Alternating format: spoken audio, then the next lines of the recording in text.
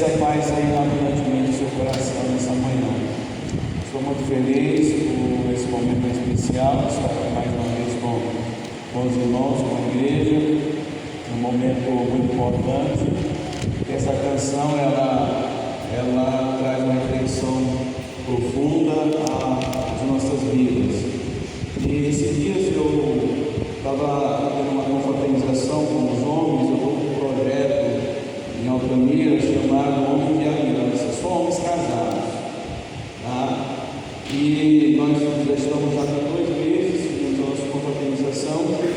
Nessa confraternização eu lancei uma reflexão, fiz uma reflexão para com eles, e nessa nossa confraternização eu reuni vários homens casados, alguns que não estão na igreja, mas estão ali, são simpatizantes, mas não são bem-vindos. E eu perguntei para eles qual é o maior desafio de um homem. Qual é o maior desafio de um homem? E nessa manhã nós podemos refletir sobre isso, falando aqui com os homens casados. Qual é o maior desafio de um homem? Qual é o maior desafio nosso? E alguns foram dizendo que o maior desafio de um homem é isso, é aquilo, cuidar da casa, não deixar faltar nada, etc. outras coisas. O maior desafio de um homem não é ser um empresário, perdão, o maior desafio de um homem não é ser um empreendedor, não é conquistar o mundo. O maior desafio de um homem não é ter muito dinheiro. O maior desafio de um homem não é ter uma casa, uma mega estrutura, não é ter apenas um bom nome. O maior desafio de um homem é cuidar da sua esposa. Esse é o maior desafio. Amém? O resto esquece. Esse é o maior desafio, biblicamente falando. Então, o maior desafio de um homem é a fidelidade dele e sua esposa.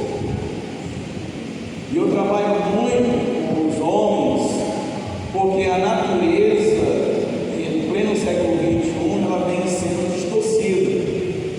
E eu venho trabalhando para resgatar isso. Porque nós estamos entrando numa era de pragmatismo, relativismo, narcisismo. Então, o maior desafio de um homem é dar a sua vida pela esposa. É dar. Esse é o maior desafio. O maior desafio não é ter uma boa profissão, não é ter, olha, eu estou conquistando, estou herdando para deixar isso aí. Não, o maior desafio de um homem é dar a vida pela sua esposa. E Jesus foi um excelente cidadão judeu, teve sua profissão, mas a missão de Jesus foi o quê? Dar a vida pela sua esposa. Quem é a esposa de Jesus? Igreja. Então ele deu a sua vida pela igreja, por isso nós estamos aqui. Eu trago esse entendimento porque muitos homens não entendem isso. Ele acha que já está fazendo o suficiente com relação à esposa, os filhos e a casa. Mas Jesus, ele deu a vida pela sua esposa, foi a igreja, dá a vida, como diz lá em Éfeso, ele está dizendo: maridos, amem vossas esposas como Cristo amou. Como é que Cristo amou a esposa? Dando a vida. Então, qual é o maior desafio de um homem? Dar a vida pela esposa. Não é dar a vida pela profissão, não é dar a vida trabalhando, se matando de domingo a domingo para tentar ficar rico. Eu já tentei, nunca consegui, irmãos. A gente só vai perdendo saúde, isso é estressante, sabe?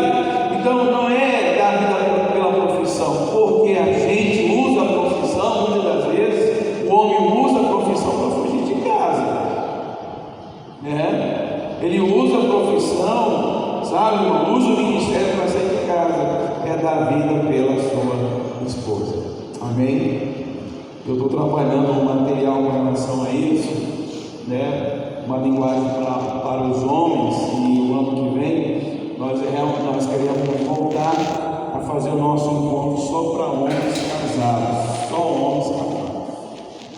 Depois, na semana seguinte, a gente faz só as mulheres, que é chamada mulher nota 10, só as mulheres, que é a esposa desses homens, porque não adianta só o esposo ir, se dá conflito depois, né? Então, irmãos, isso é muito importante, dar a vida pela esposa, amém?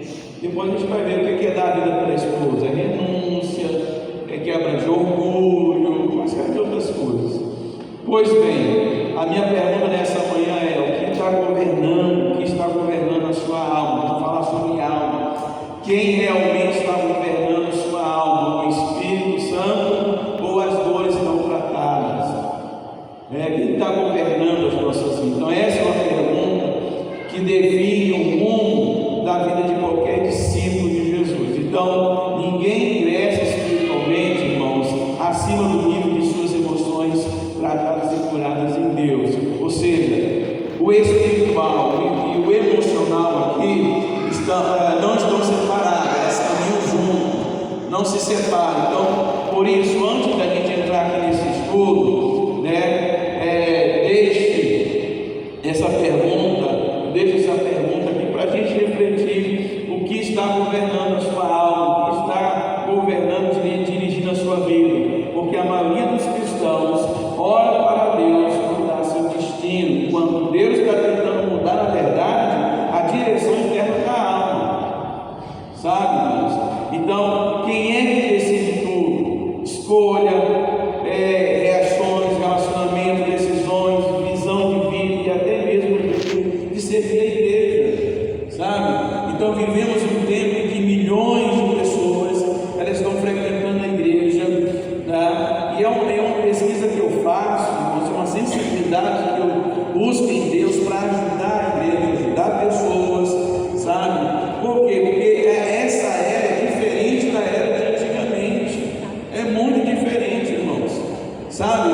As pessoas antigamente elas andavam quantos quilômetros para vir à igreja, depois de um dia trabalhoso, de roça, sabe? Roçar judira, arrancar macaxeira para fazer farinha, né? Aí depois de um dia escaldante, quem é que estava lá 7h30, 15 quilômetros, 20 quilômetros andando, né? Ou de cavalo, porque naquela época não tinha muito transporte, era bem difícil, era só um caminhozinho aqui, uma vareta, como diziam os antigos, mas quando era 7h30, 7h da noite, essa irmã estava lá depois de um dia, sabe, cansado, depois de um dia, que parece que o corpo só perde cama, mas ainda tinha ânimo, tinha alegria para estar lá glorificando ao Senhor. Amém? E às vezes a igreja está na biqueira de casa e a gente ainda fica duvidoso se ainda vai na igreja ou se vai participar. Então é muito diferente. No século XXI trouxe muito o quê? O comodismo, trouxe preguiça, sabe? Tantas outras coisas que, se a gente não cuidar, irmãos, a gente fica para trás, a gente fica parado, a gente não cresce, a gente, sabe, acha normal, mas isso não é normal. Então nós vamos ver, irmãos, que nós estamos vivendo um tempo de milhões de pessoas frequentam a igreja, sabe, cantam, pregam, servem, dão conselhos aos outros, mas não tem coragem de enfrentar os conflitos não resolvidos dentro da sua alma, dentro do seu ser, sabe? A alma é o campo de batalha, perdão, a alma que é um campo de batalha, onde convive as memórias, e essas memórias às vezes são dores antigas, desejos não tratados, traumas da infância, feridas. Começa assim, às vezes quer dar, como diz os caminhoneiros, quer dar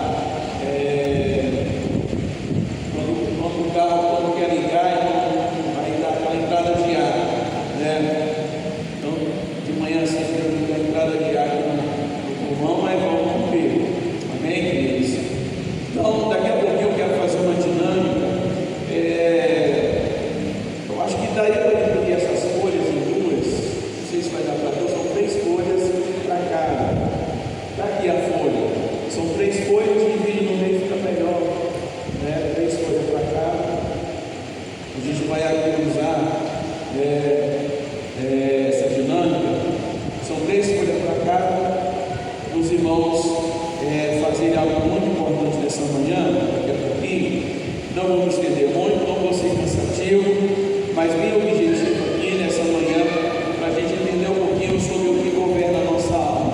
Então, irmãos, o problema é que a maioria das pessoas tenta sobreviver espiritualmente, mas nunca se submete ao processo da cura do Espírito Santo, e o Espírito Santo de Deus deseja operar sobre nós. Muitas vezes a gente vem à igreja, a gente quer que Deus alivie nossas dores, a gente quer que Deus remove, como diz a canção, remove a minha pedra, remove isso, remove certo tipo de obstáculo, né? Mas antes de remover a pedra, né, Deus está trabalhando um processo internamente dentro de nós, tá? Então, o problema é que a maioria tenta sobreviver, sabe, espiritualmente, mas nunca se submete ao processo de cura. Hoje tem sido difícil esse processo, porque quando vai trabalhar certo tipo de processo, certo tipo de ferida, certo tipo de trauma, as pessoas elas saem da igreja, elas querem ir para uma outra igreja, sabe, e vão doentes. Eu tenho dito isso, que você pode ir para uma igreja maior, você pode ir para uma igreja, isso, dessa forma, desse jeito, mas se não for tratado, se não for feito o processo, dificilmente essa pessoa, ela pode até se dar bem fisicamente, mas espiritualmente não cresce, espiritualmente ela não consegue romper, porque precisa trabalhar, precisa, sabe, irmãos, arrancar essa raiz, e o mal se arranca pela raiz. Diga raiz. Amém, queridos? Então nós vamos ver que assim como cristãos sinceros, mais feridos, servo dedicado, às vezes não esgotado, pessoa cheia de dons, mas vazia por dentro, paz presente, mas emocionalmente desconectado, casamentos inteiros, mas almas fragmentadas, fragilizadas. Então, irmãos, o nosso propósito, o nosso objetivo aqui é fazer uma reflexão, é fazer uma faxina na nossa alma, na nossa memória, ver como que estamos diante de Deus, porque Deus conhece a nossa vida inteira. Agora vem uma pergunta, mas por quê? Porque não adianta viver uma fé apenas no intelecto, não adianta eu ler a Bíblia, irmãos, apenas no intelecto. Lembra daquele jornalista, daquele entrevistador, aquele Jô Soares, que fazia seu programa, que entrevistava as pessoas? Em uma declaração, certa feita, ele falou que leu a Bíblia 5 vezes, e ele chegou à conclusão de que não entendeu nada, porque quando eu leio a Bíblia por intelecto, eu não entendo nada mesmo. Eu tenho que ler a Bíblia, eu tenho que examinar a Escritura com o coração, devoção, não é apenas com o intelecto.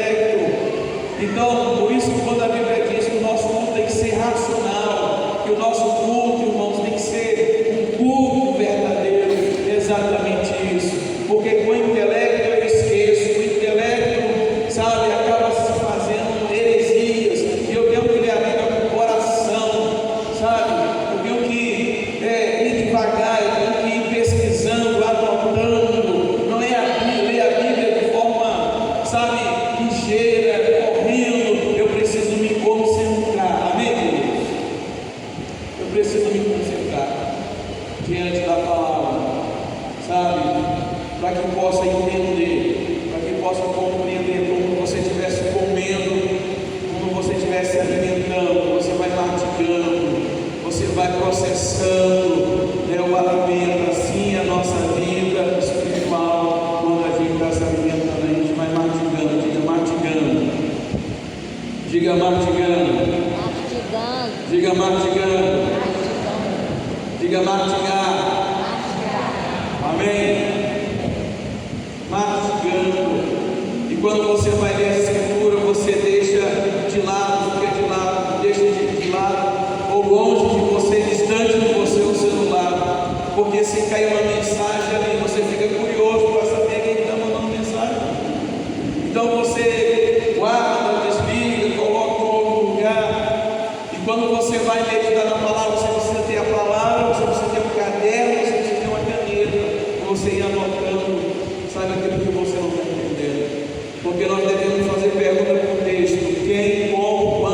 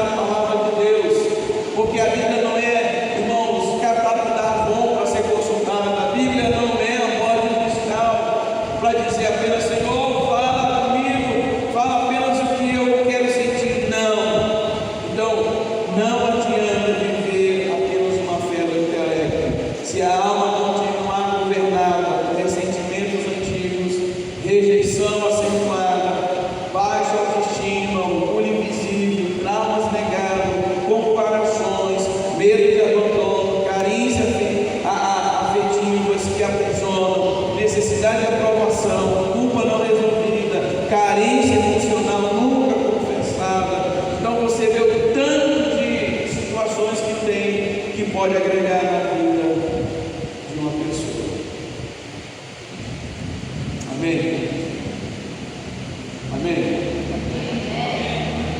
Eu olhando aqui vocês, eu tenho uma percepção, né? Uma percepção de comportamento, uma percepção, né? Eu faço essa leitura, essa percepção de como você interage, como você tem o seu procedimento. É a leitura que eu faço nesse sentido. Quando eu faço essa leitura, trazendo ela biblicamente, essa percepção, pelo Espírito Santo de Deus, não percebe-se muitas vezes uma inquietação, percebe-se uma vez uma distração. E é isso que muitas vezes o inimigo da nossa alma quer fazer, mesmo dentro da igreja, tem a distração. E parece que para a gente não faz muito sentido, mas não faz sentido, sabe, irmãos?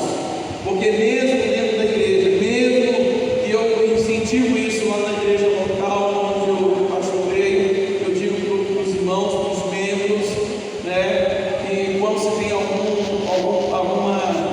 estudo, alguma conferência, algum congresso, muito importante, eu dou essa dica para eles, né, e criar um hábito de fazer anotações importantes, de pontos importantes, isso é importante, irmãos.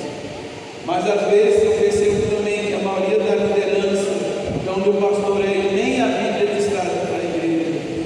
Então a gente consegue ter uma leitura de percepção, de distração, sabe? Parece que não convém, parece que não vai perdendo sentido. E Satanás não precisa aparecer para mim, para você, e dizer: oh, eu sou o diabo, eu quero te desviar da igreja. Não, é nos mínimos detalhes de distração, é o conforto, sabe? E a gente acaba sendo aqueles cristãos relaxados, por incrível que pareça. Falo com você nessa manhã para trazer esse entendimento, mas eu falo não para te confrontar, não para te ferir, mas eu falo com entendimento, com amor e carinho, para que você tenha essa percepção também. Então, a alma ferida, ela cria um óculos espiritual, você sabia disso? Se eu tiro esse óculos aqui, irmãos, e tem um grau que é feito para mim, na minha medida, então é um óculos para enxergar para longe. Então lá atrás eu vejo os irmãos em passado, eu não consigo ver 100% os irmãos que estão lá atrás. Aqui eu consigo ainda ter a percepção do rosto, de quem são, e lá atrás, mas quando eu coloco esse óculos, irmãos, eu consigo ver nitidamente, né, a árvore lá fora, os pontos ali, muito. Então a alma ferida, ela cria um óculos espiritual e tudo passa a ser visto de forma distorcida. Ao invés de ser uma forma clara, ela vê como algo distorcida, inclusive de Deus. Você sabia que tem pessoas que têm uma forma distorcida de ver Deus, que culpa Deus, acha que tudo que está acontecendo na vida dela é Deus? Esses dias eu tenho falado com um partido sobre isso, porque tudo de ruim as pessoas estão dizendo assim. Me convidaram para fazer uma pregação, uma ministração 3 horas da manhã, um grupo de irmãos que é de Fortaleza, vai ajudando um monte de gente. Me convidaram 3 horas da manhã, estava eu lá, 2h30 já pronto para entrar na oração. Mas uma das coisas que eles colocaram lá, que eu trouxe com esse entendimento, é exatamente isso. Parece que o que nós estamos passando é não, é porque Deus está permitindo. Tem coisas que tem que entender que não é que Deus está permitindo. Tudo que é de ruim é Deus permitindo. Tudo que não sei o que é Deus permitindo. Tudo é Deus permitindo. Tudo parece que Deus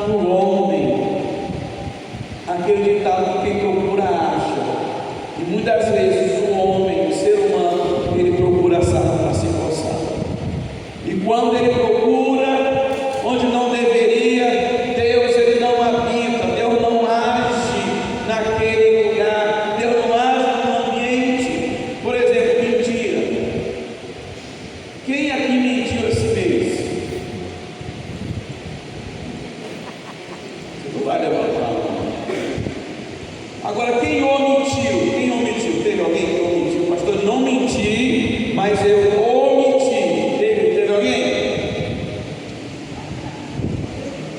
Não existe isso. Tudo é mentira.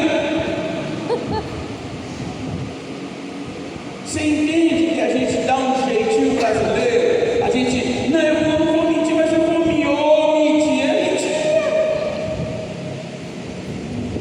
Aí como é que eu espero de Deus minha igreja? Como é que eu espero de Deus, sabe, está enganando, está mentindo? É os filhos que desobedecem os pais, essas meninadas aí que às vezes ficam mentindo, fala que vai para um lugar, não, eu vou ali, pega coisa que não deveria. Como é que Deus vai agir? Como é que Deus vai abençoar? E eu digo isso para os meus filhos: vocês tomam cuidado, porque se vocês fizerem assim, vocês vão envergonhar o nome de Deus, envergonhar o nome da nossa família, e o nome da nossa família vai ficar na boca do povo. Eles ficam tudo assim com os olhos brilhados, né? Porque eu digo a consequência que tem a mentira, o engano. Então, irmãos, tudo é mentira. Diga tudo. Não, diga com animação. Tudo é mentira. Você entende? Mentira, uma meia mentira. Não existe meia mentira. Então, irmãos, quem governa a sua alma, será que é o Espírito Santo? Ou será que são as dores, memórias, feridas que você vem negando por anos? A cura emocional e espiritual que Deus quer fazer não é cosmética, não é mais profunda. Deus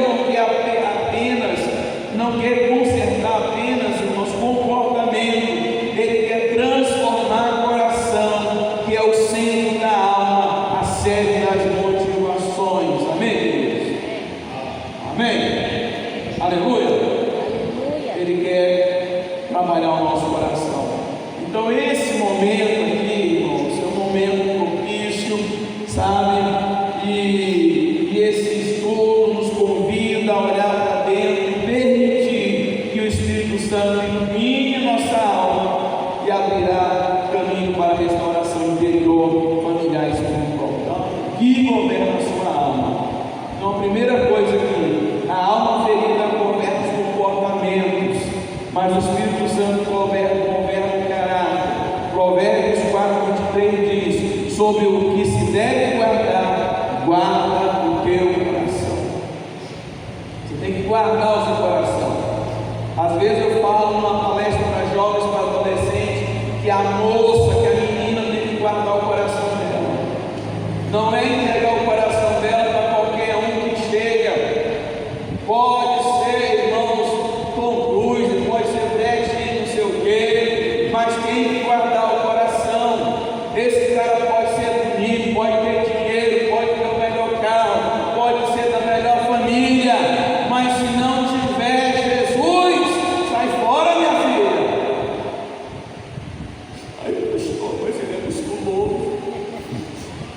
Ai, pastor, mas ele tem um cabelo comprido, pastor, ele tem tanquinho, pastor. É, minha filha, mas se não tiver Jesus, sai. Beleza não se coloca em mesa. Ele pode prometer as estrelas do céu, mas tudo isso é de Deus, e Deus ele já te deu, é seu. Nós somos abençoados por toda sorte no reino espiritual. Então não caia no corpo do vigário. E tem muitos vigaristas aí, irmãos.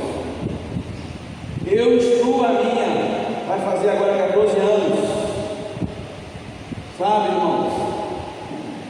E provar se o cara é convertido mesmo, porque tem muitos que querem vir, eu já ouvi de amiguinho dizer: eu vou lá na tua igreja para ver se tem umas gatinhas lá, desse jeito. E não existe esse termo gato, pastor, ele é um gato. Não, gato arranha.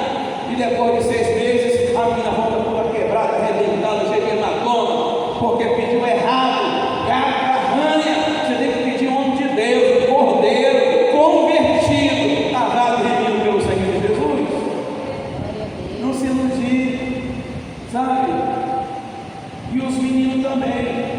Outro dia eu falei para o Jonathan, tem 11 anos,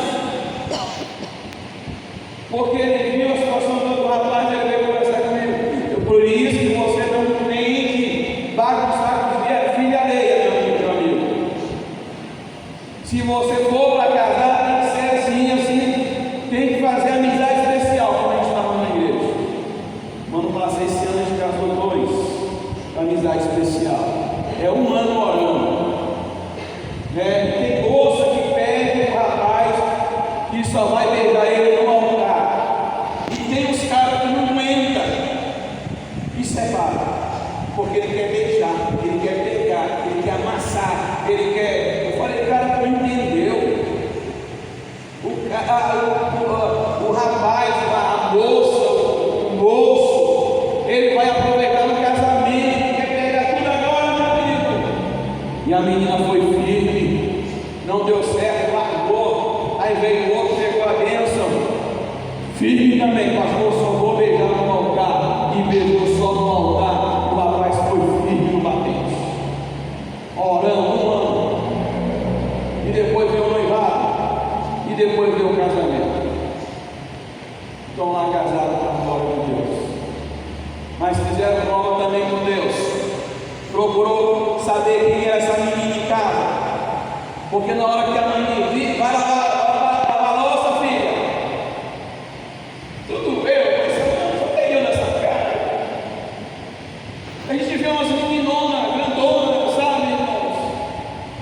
Uns rapazes também. E já está com a voz já. E lá em casa tudo isso é treinamento, eu digo para o Jonathan, para a Melissa. Papai e mamãe está treinando você, meu filho. Mas como se tivesse um marido, tivesse sua casa.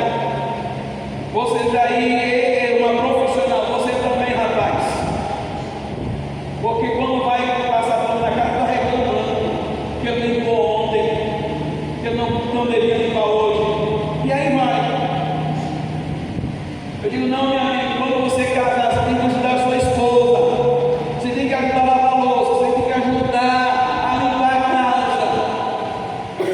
Porque casamento, irmãos, casamento é parceria, não é competição.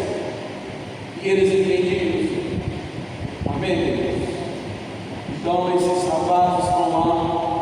Tem um seminário chamado Romance Radical. E é um seminário que fala a linguagem do jovem e do adolescente. Isso tem ajudado muito a vida deles, porque namoro é que nem bolo de festa de aniversário. Você come aquela cobertura, é bom, mas dá uma dor de barriga desgramada, irmãos. Porque namoro tem o sentido de pegar, namoro tem que provar. Às vezes o cara vai dizer, prova que tu me ama. E qual é a prova que ele quer? Você já sabe. Então a moça tem que guardar o seu corpo, o rapaz tem que guardar. E se vive também com piada, não sei o que, é porque tu é assim, né? Assim que acontece, né? Ah, nunca beijou, nunca não sei o que, é porque tu é isso. Não, você não é, você é o homem de Deus, menino de Deus, princesa, príncipe, e vai aguardar o teu dia para receber a tua noiva no altar e o teu noivo no altar. Amém? Amém? Se eu fosse uma menina, o cara para colocar esse corpinho aqui,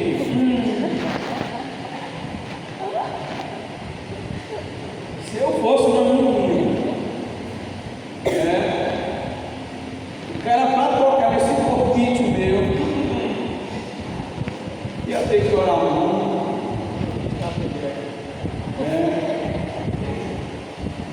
Como é seu nome? Isso. Pedro de cabelo.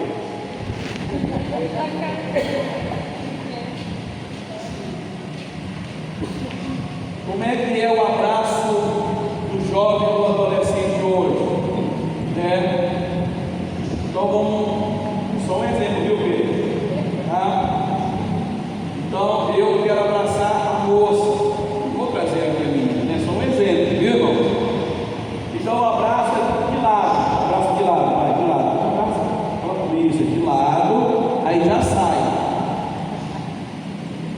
às vezes jovem, adolescente, quer abraçar o quê? De frente, abraça de frente. Aí abraça Pedro. Abraça. Olha para cá, Pedro. Isso. E abraça. Aí o menino quer abraçar a moça. Aí quer pegar, quer não sei o quê. Isso e aquilo. Ainda sai dizendo o perfume dela da natura. Então o abraço do jovem solteiro e do adolescente solteiro é como Pedro, do lado da sala. Amém? Aprendeu? Uma salva de palmas para o Pedro.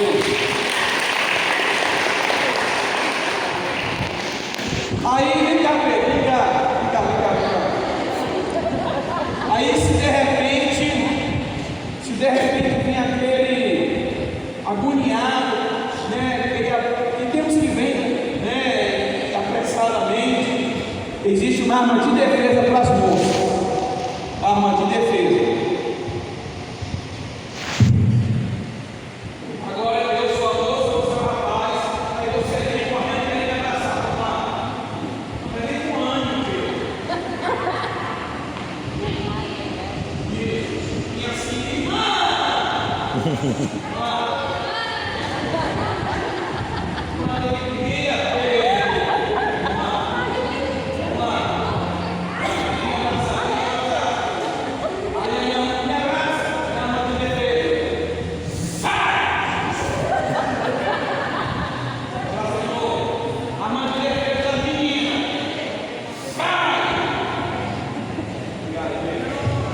você entende? Porque Deus não quer pegar e não sei o que. Não, sai daqui, meu jovem. E cuidado, porque Deus não quer pegar o WhatsApp da menina. Você não quer o WhatsApp do meu pai, da minha mãe? Então isso é muito importante, amém, queridos? Então tem que guardar o coração. Entendeu, meninas, moças, rapazes aqui, entendeu? Arma de defesa. Essas aulas só acontecem nessas conferências. Tem coisas que meu irmão vem na hora assim, né? Não estava no meu script. Então vamos lá. Então muitos tentam mudar atitudes, mas ignoram o coração. Tentam mudar o comportamento, mas não tratam a memória. Tentam melhorar relacionamento, mas não curam feridas. Isso gera famílias onde o pai age com dureza, mas por trás é inseguro. A mãe reage com cobrança, mas por trás se sente insensível. O filho se cala, mas a sua alma grita por atenção. A filha se isola, mas tem que ser rejeitada. Ninguém vive acima daquilo que governa a sua alma. Por isso temos tantos padrões repetitivos. Gente que promete mudar, mas repete tudo. Não, o ano que vem será diferente. Não, eu prometo isso e aquilo. Pessoas que fogem sempre do conflito. Crentes que explodem raiva sem perceber. Famílias que ferem sem querer. Gente que faz voto que faz voto de nunca mais, entre aspas, mas está em pleno círculo. Não é falta de espiritualidade, é falta de cura emocional. Você pode orar, você pode jejuar, você pode fazer o que você quiser, não vai dar certo, precisa de cura emocional. Amém, queridos? Amém ou não amém? Então você pode fazer, você pode gritar, você pode isso e aquilo, mas se não houver a cura emocional, é complicado. Então pergunte a si mesmo: o que governa minhas emoções? Ou maturidade? O que governa o tom da minha voz dentro de casa? Fúria reprimida ou fruto do Espírito? O que governa minhas escolhas? Ferida não tratada ou sabedoria? Antes de Deus transformar a sua família, Ele quer transformar você, Ele quer transformar quem é você dentro de você. Antes de Deus fazer isso. E a segunda coisa, irmãos, penúltima coisa, a alma não convertida dentro da família cria ambientes tóxicos. Tiago ele vai dizer o seguinte: de onde vêm as guerras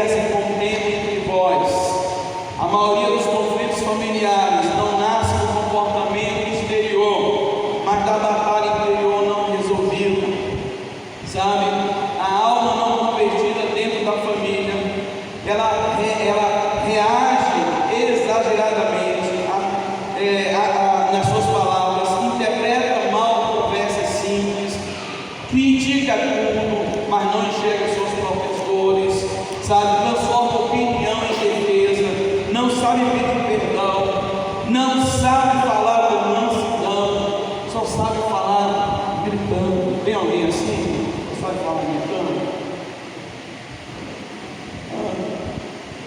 E você vai ver isso refletindo nos meninos, porque eles também vão falar gritando, não sabem falar baixo, não sabem por quê? Porque o exemplo vem do pai, vem da mãe, e esse pai e essa mãe acaba aqui não tendo mansidão, qualquer coisa está estressando, nunca se viu tanto estresse dentro das famílias cristãs. Então não é a falta de Deus, não é a falta da ação do Espírito Santo. Deus está com você, Deus está na sua casa, o Espírito Santo está na tua vida, amém, irmão?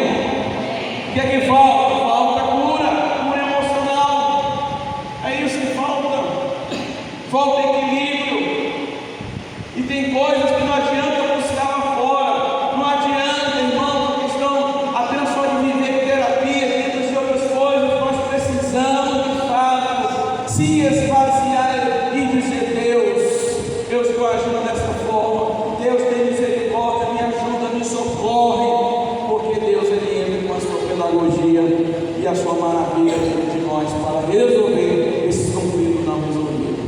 Então a alma não convertida dentro da família tem dificuldades, tem orgulho emocional, se esconde no silêncio, controla afetos por medo de ser ferido. E alguns casais dizem assim: é melhor assim do que brigar. Não é assim? É melhor ficar calado do que? Tá certo? Não, é melhor ficar assim. Não existe isso. Não é melhor ficar assim.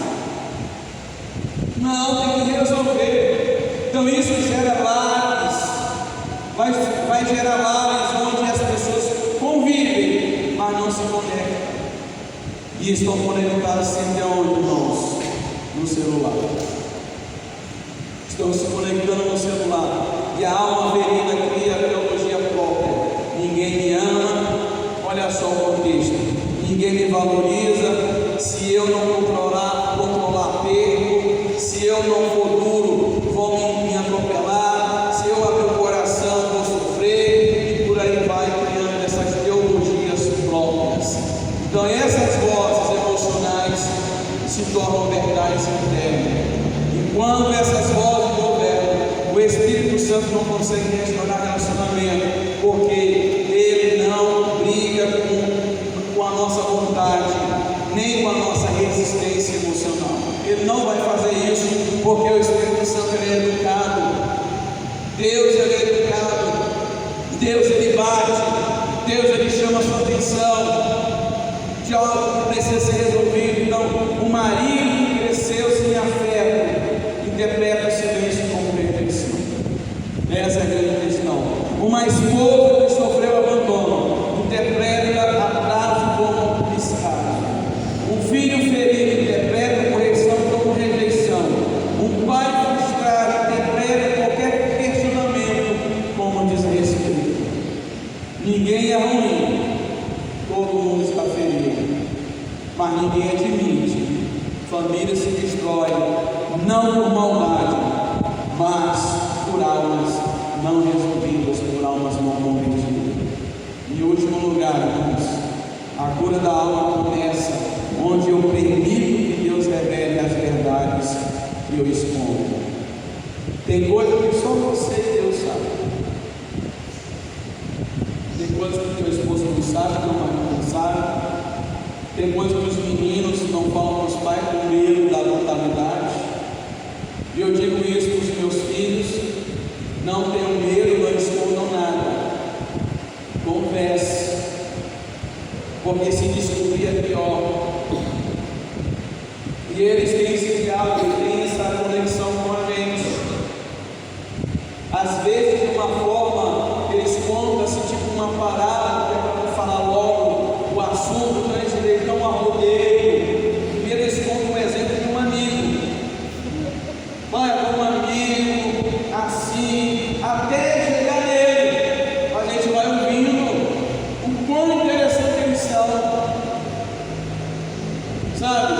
E eles não contam logo diretamente que eles fizeram, que eles mentiram, que eles enganaram. Eles contam uma história de um outro colega até chegar nele.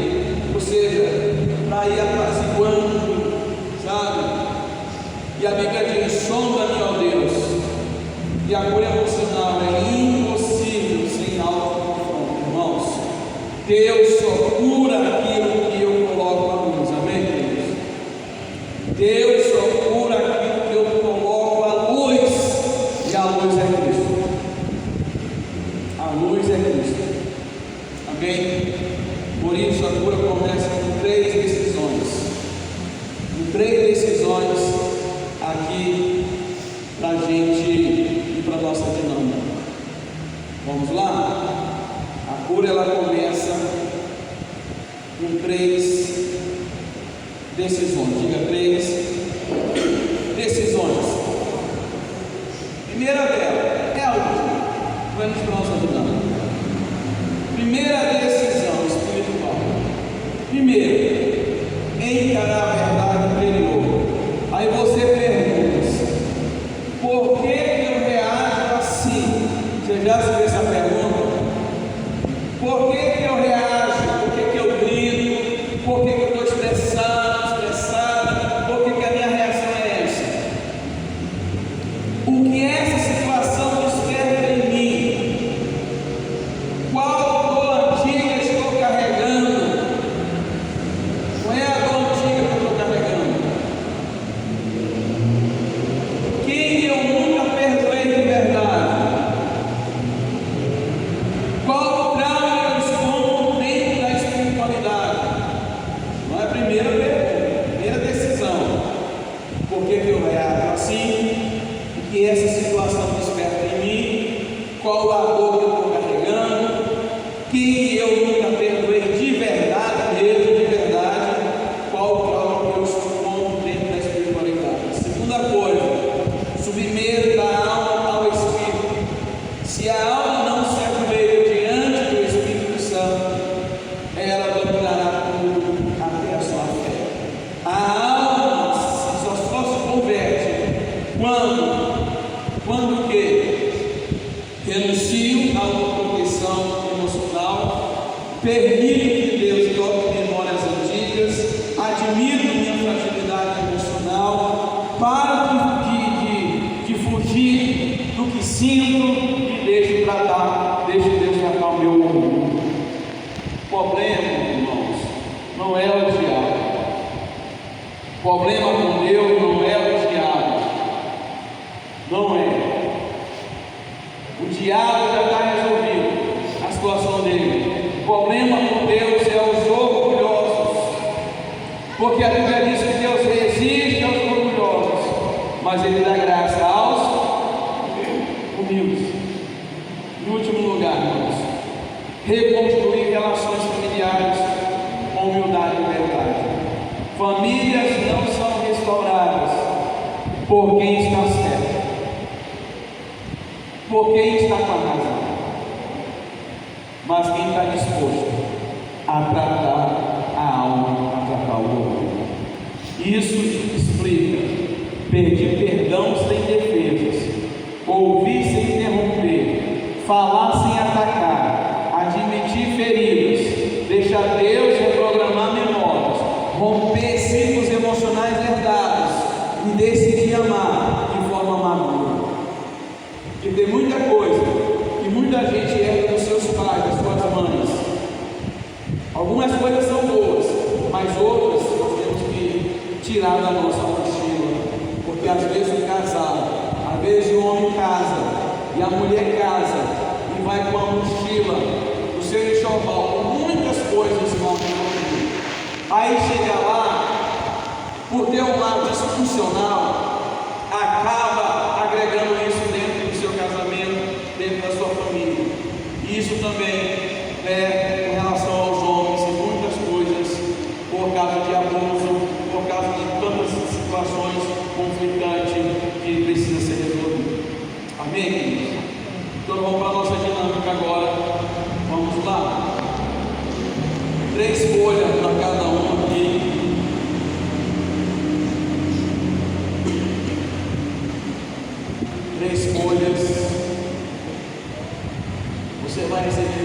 folhas. Eu vou te dizer o que você tem que fazer aí para a gente encerrar nosso momento esta manhã.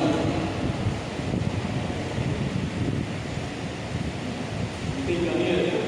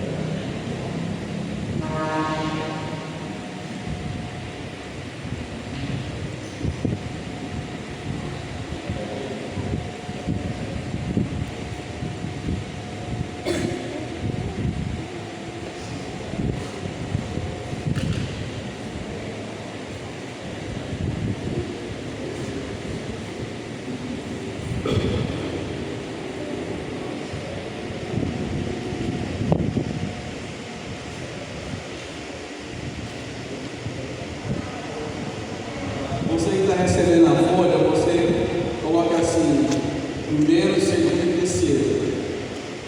Número 1 na primeira folha, na segunda folha, número 2, que é para você identificar a numeração 1, 2 e 3. Vou aguardar você receber ele aqui, aí eu vou te dizer o que você tem que fazer na primeira folha, e depois na segunda e depois na terceira. Você coloca aí 1, 2, 3.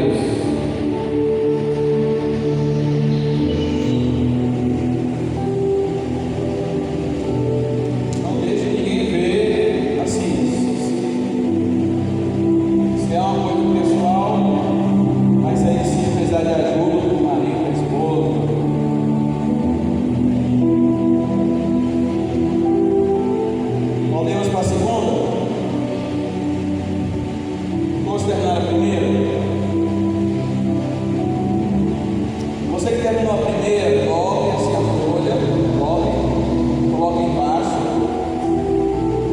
e só dobra. São 3 coisas que você entregou de verdade para Deus. Olha, eu entreguei isso aqui, não tem um problema com isso aqui não.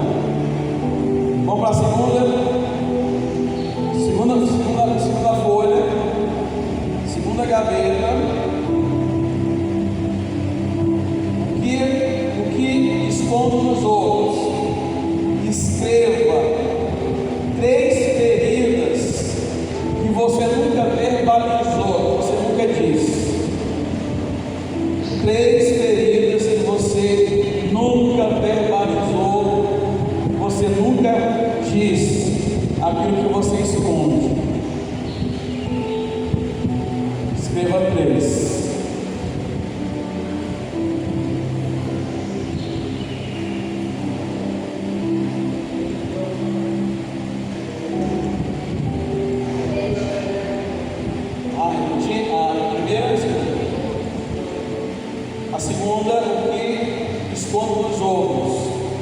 Escreva 3 feridas que nunca verbalizou, que nunca disse.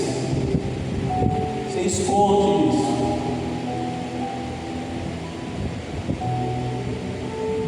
Mas eu já falei para Deus, pastor. Ele já sabe antes mesmo da gente dizer, de pessoas, da esposa, do marido, do seu pastor, uma coisa assim, de alguém que você.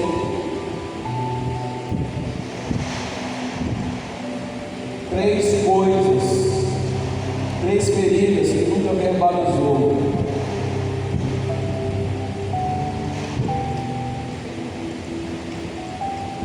O que esconde dos outros.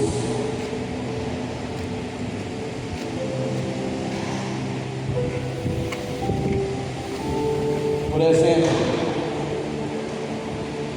fora você é um doce, em casa você é azeite. Ou em casa você é assim, lá fora.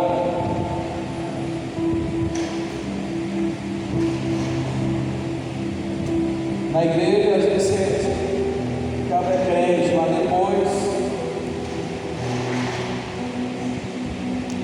tantas outras infinidades de coisas, irmãos, que acaba se escondendo, não verbaliza, ou algum tipo de trauma.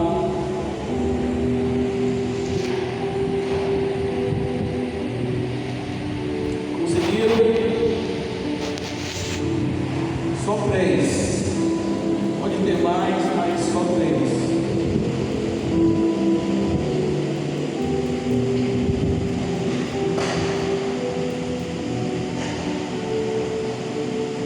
Se você terminou, dobra o seu papel e pega o terceiro.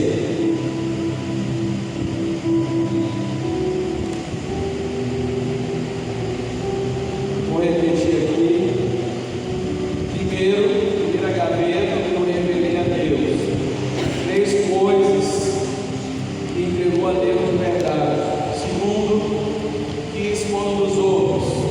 3 feridas que nunca verbalizou. Terceiro, vamos lá para o terceiro. Vai escrever novamente aí. Tá? O que esconde de mim mesmo. 3 verdades que você evita encarar. 3 verdades que você evita encarar. Que escondo de mim mesmo. Você vai colocar aí, escrever 3 verdades que você evita encarar.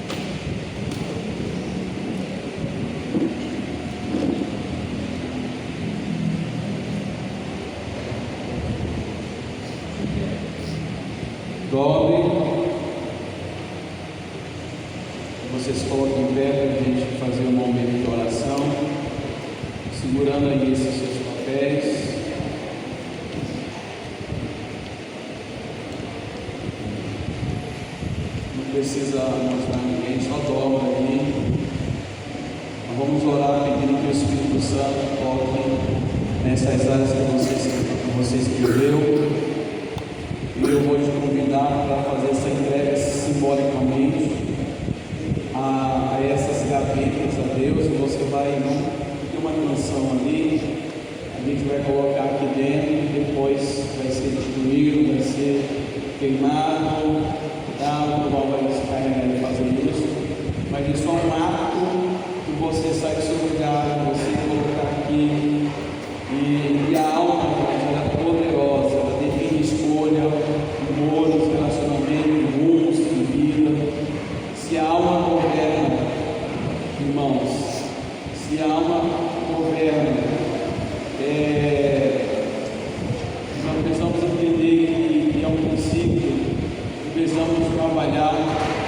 E então, se a alma governa, ela destrói. Se o Espírito governa, ele transforma pelo poder de Deus. Então, a maior obra do Espírito Santo na família não é trazer milagres externos, mas é converter a alma de cada membro de casa, converter sentimentos, converter emoções, reações, padrões herdados, converter maneiras de amar. Nós precisamos criar isso também, como foi dito ontem. Nós precisamos dizer aos nossos filhos que nós amamos, precisamos dizer à esposa, precisamos dizer ao marido que amamos, dar um abraço, porque os nossos primeiros discípulos são os nossos filhos, em casa. Famílias não mudam quando alguém prega bem, mas quando alguém, ou quando cada pessoa permite que Deus trate profundamente sua alma. Então feche seus olhos comigo, feche seus olhos, não abra para nada. Feche seus olhos e responda a Deus: o que está governando minha alma?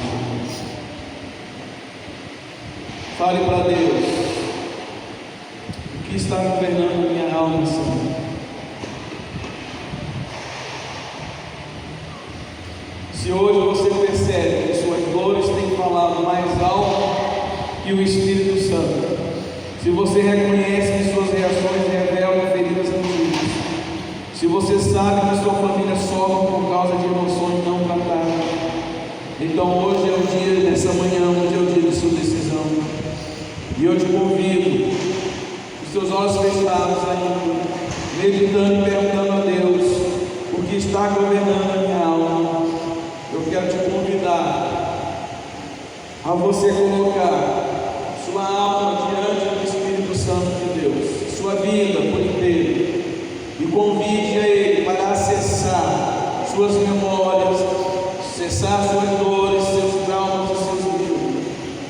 E você vai dizer comigo agora: Senhor, você vai dizer comigo agora: Senhor, converte a minha alma.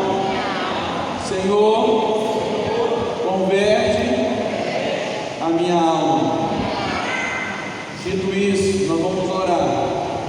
E Ele vai fazer uma obra de restauração das nossas vidas, e através de você e através da sua família, mudando você, muda toda a trajetória da sua família. Amém? Vamos orar ao Senhor. Pai nosso que está no céu, santificado seja o teu nome. Tu és o Senhor que governa, Senhor. Ó Deus, a terra assim como os céus. E aqui estamos reunidos nesta manhã para apresentar diante do Senhor essas nossas gavetas, 3 gavetas da alma. Ó Senhor, eu te apresento aqui o que eu revelei a Ti, o que eu escondo dos outros e o que eu escondo de mim mesmo. O Senhor sabe todas as mazelas que temos vivido. O Senhor sabe todas as coisas que têm acontecido. E aqui nós estamos para te dizer e te pedir: Senhor, converte a minha alma. Ó Deus, converte a minha alma. E que a minha vida, Senhor, se torna, Senhor, venha se tornar daqui para frente uma vida animada, motivada, uma vida, Senhor, alegre, independente das circunstâncias, porque o Senhor está transformando, o Senhor está nos libertando, ó Deus, para dias melhores, para nós fazermos Pai, eu apresento a Ti essas 13 gavetas, apresente a Deus agora, e agora fale com o seu Deus, segundo o teu coração, fale com Ele agora, expresse os seus sentimentos ao Senhor. Você precisa dizer isso, em nome de Jesus, em nome de Jesus. Senhor, nós cancelamos todo e qualquer, ó Deus, vínculo que tem, ó Deus, Pai, nos feito refém, que tem, Senhor, ó Deus, prendido a nossa mente, que tem nos feito presos, ó Deus, escravo de situações crônicas. Deus, tem misericórdia, Senhor. Nós, ó Deus, aqui estamos para se esvaziar nessa manhã, para sermos preenchidos com a Tua graça e Tua bondade, em nome de Jesus. Em nome de Jesus, e em nome de Jesus, tem liberdade de vir aqui e deixar essas 13 gavetas diante do altar do Senhor. Amém? Você tem liberdade de fazer isso.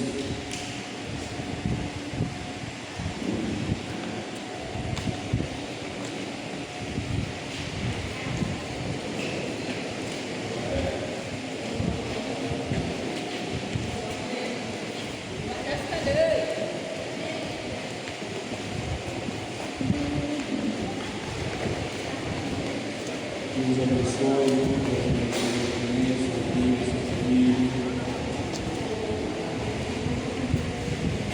só você, Deus sabe o que você